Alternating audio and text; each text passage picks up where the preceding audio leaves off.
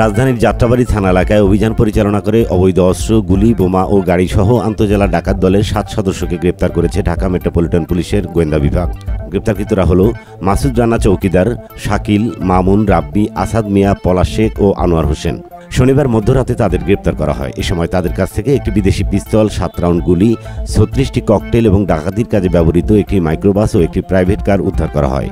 রবিবার DMP media সেন্টারে সংবাদ সম্মেলনে ডিবির যুগ্ম কমিশনার মোহাম্মদ নাসিরুল ইসলাম বলেন, আপনারা জানেন যে ডিবি ডিএমপি বেশ কিছুদিন যাবৎ আন্তজেলা ডাকাত দলের উপর বিশেষ অভিযান পরিচালনা করে আসছে।